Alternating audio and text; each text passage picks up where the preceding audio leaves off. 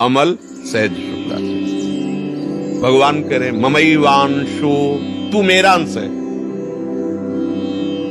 और जिसमें तो फंसा हुआ है मना कष्टानि इंद्रियाणि प्रकृतिस्थानि कर सती, मन 5 ज्ञान इंद्रियों के साथ विषयों में भ्रमण कर रहा है, तू नहीं। यहां इतनी बड़ी गलती हो गई कि हमने मन को, अंतःकरण को मैं मानकर तदात्म कर लिया है। देखो कह भी वो भी रहा है भेद रख के, मेरा मन ने कहा मैं मन का गुलाम हूं, वही करूंगा जो मन कहेगा। मैं मन नहीं निकला, वहां भी वो वर्णन कर रहा भेद, पर भाव में वो तदात्म हो गया। बस भैया जब तक ये तदात्म वाली बात समझ में नहीं आएगी तब तक कोई जादू टोना औषधि नहीं पैदा हुई कि तुम्हारे काम को मिटा दे। बहुत सूक्ष्मता से समझा, ये काम आदि दोष औषधियों से नहीं मिटते हैं, ये अध्यात्म से मिटते हैं। अज्ञान नष्ट होने पर ही कामना का नाश हो जाता है। जब आप ये समझ गए कि काम मेरे में नहीं, ना था कभी, ना है और न रहेगा पक्का, तुम्हारे में काम नहीं है, काम है अंतःकरण में, और उसकी क्रिया होती इंद्रियों में जो स्थूल शरीर में दिखाई देती है। अंतःकरण में तदात्म होने के कारण हो रहा है। अब आप हमें गंदी चीज दें और हम आपसे ना लें, नाराज हो जाओगे, थोड़ी देर बुरा भला बोलोगे, चले जाओगे, और आप हमें गंदा नहीं कर पाओगे। ये मन जब तक जीता नहीं जाता, जीता माने इस पर विजय प्राप्त नहीं की जाती, तब तक हमारा सबसे बड़ा दुश्मन हमारा मन है। इससे बड़ा कोई त्रिभुवन में दुश्मन नहीं। आप देख लो, एक क्षण में ऐसी क्रिया करा देता है 5 मिनट की, पूरा जीवन जेल भोगो। जिसको मैं माना है, जिसको इतना प्यार किया है, वही तुम्हारा नाश करा देता है। इस मन में और हम में बहुत अंतर है। ये हमसे पावर ले रहा है, ना कि हम इससे पावर ले रहे हैं। ये बात आध्यात्मिक ही समझ सकता है, संसारिक नहीं समझ सकता। और इस रोग का समान अध्यात्म में ही है। संसार में आज तक कोई वैद्य ऐसी दवा नहीं दे पाया, ऐसी नहीं बना पाया कि ये लो तुम्हारे काम का समन हो जाएगा, ये लो तुम्हारा मन अचंचल हो जाएगा, ये लो तुम खाओ ब्रह्म स्वरूप हो जाओगे। कोई औषधि नहीं बनी। इसके लिए शुद्ध भगवत प्रेमी महात्माओं के द्वारा उनके वचनामृत जो निकले, उसका मनन करके विचार के द्वारा सुदृढ़ हो जाओ, बच जाओगे। भूत के लड्डू हैं, कुछ नहीं है, ना खाए तो जले और खाए तो जले। ये भूत के लड्डू हैं काम। जो नहीं भोगे ना ललचा रहे, और जो भोगे हैं ना वो भी पछता रहे, और तृष्णा बढ़ रही है। मन में जब काम का स्फुरण हो, पहले स्फुरणा होती है, तुरंत संकल्प नहीं बनता, पहले स्फुरणा होती है। उस समय यदि आप दृष्टा हैं, जैसे आप हमें गंदी चीज दे रहे हैं, नहीं चाहिए भाई, मेरे सिद्धांत के खिलाफ है, यही बात आपको अंदर बोलनी है। अगर धर्मयुक्त काम है तो भगवान उसे आदेश करते हैं। पाणी ग्रहण संस्कार किया, पत्नी है, संतानोत्पत्ति के लिए, वो भगवान की पूजा के समान है। वो विषय सेवन बाधक नहीं है, क्योंकि सिद्धांत बना हुआ है। अगर आप उसका सेवन करते हैं भगवान का स्मरण के, प्रणाम के, धर्म मर्यादा से, वो पवित्र काम आपको धर्म की तरफ बढ़ाएगा, भगवान की तरफ बढ़ाएगा। निंदनीय काम, भ्रष्टाचार, जो व्यभिचार प्रवृत्ति है, वो जब मन आपको प्रेरित करे तो उसको ऐसे ही डांटो जैसे हम आपको प्रगट में गंदी चीज दें तो आप हम डांट लगा दें। अब मन जो अंदर से गंदी सामग्री दे रहा है, तब तो आप तदात्म हो रहे हो। इतनी गंदी सामग्री दे रहा है, दूसरे की माताओं बहनों की तरफ या दूसरे पुरुषों की तरफ हमारे मन में गलत संकल्प प्रेरणा दे रहा है, आप उसको दुलार कर रहे हो। ये क्या है? मूर्खता ने कितना गजब कर दिया कि वो बच्चा अपने परिवार की हत्या करके उसके साथ भाग जाता है, चाहे बच्चा हो चाहे बच्ची। हुआ क्या? अज्ञान।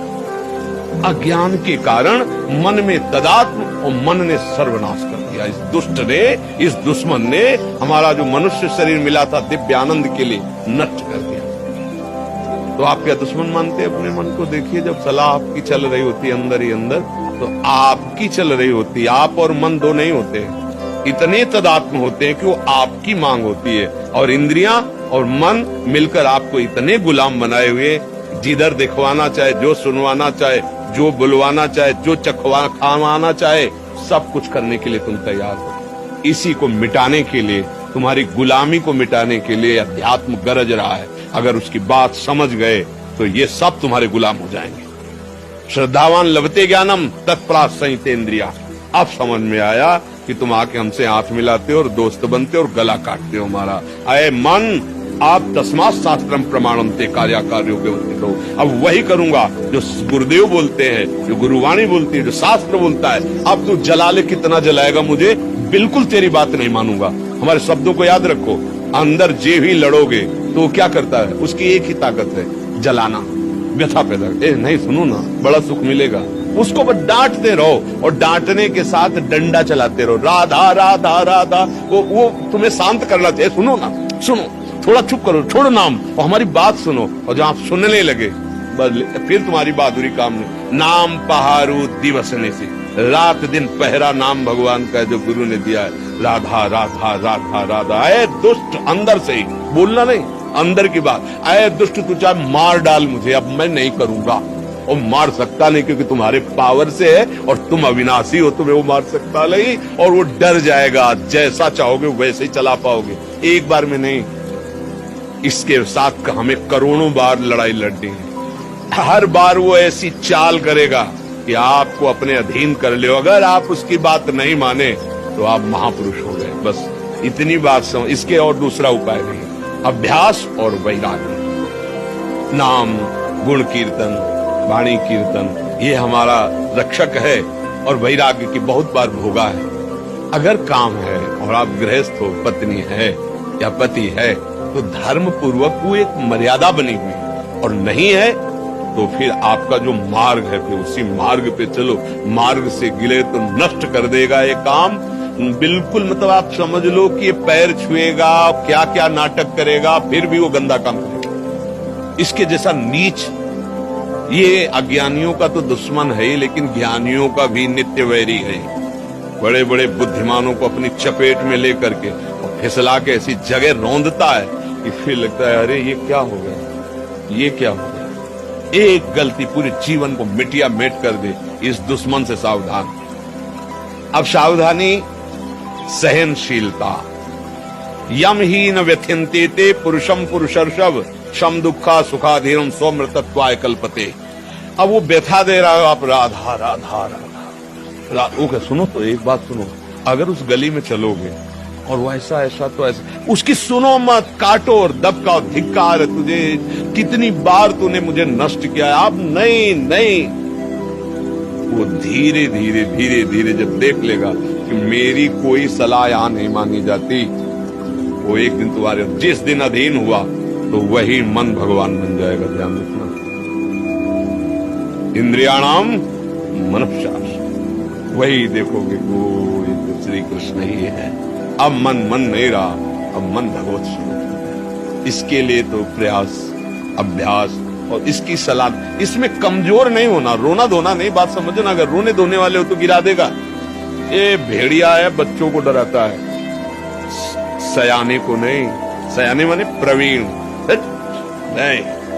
ये देखो बहुत सुंदर है, बस खा के देखो बहुत आनंद है, छू के देखो बहुत आनंद है। ऐसा वो नहीं, मेरा स्वरूप ही आनंद में। तेरे बताए हुए जितने आनंद है हमने सबने में खोज की, जब से सृष्टि हुई आज तक कहीं आनंद नहीं मिला। सारे झूठे, नहीं मानेंगे तेरी बात, नहीं माने, हट करो।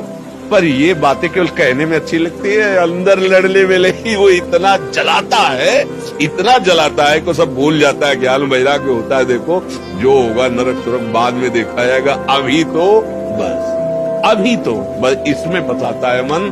इसमें सावधान हो जाओ और नाम निरंतर पकड़े रहो, कभी हार नहीं। पर ये है कि घबराओ मत, निराश मत हो, रो मत। बात समझना, यहाँ तुम्हें ढीला पड़ने की जरूरत नहीं है। दुश्मन तुम्हारे ही दूध पिलाए बलवान हो रहा है। अगर ढीले पड़ गए तो गला दबा देगा और अधीन रखेगा, बहुत जन्मों से रख रहा है। तुम्हारा खाके तुम्हें रौंद रहा है, बात समझ लो। अगर जिस दिन तुम्हें ये भेद पता चल गया कि मेरे ही पावर से मुझे परेशान कर रहा है और नाम का आश्रय लिया, भगवान का आश्रय लिया, तो ये परास्त हो जाएगा। अगर ना होता तो महात्माओं को भगवत प्राप्ति, स्वरूप बोध, तत्व बोध कैसे होता? इसी से तो होता है। पर इतनी छोटी मोटी लड़ाई नहीं है, महाभारत से भी बड़ी लड़ाई है ये।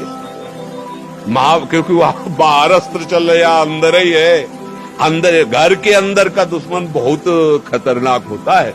बाहर वाले से तो दरवाजे बंद कर लिए, निपट लेंगे।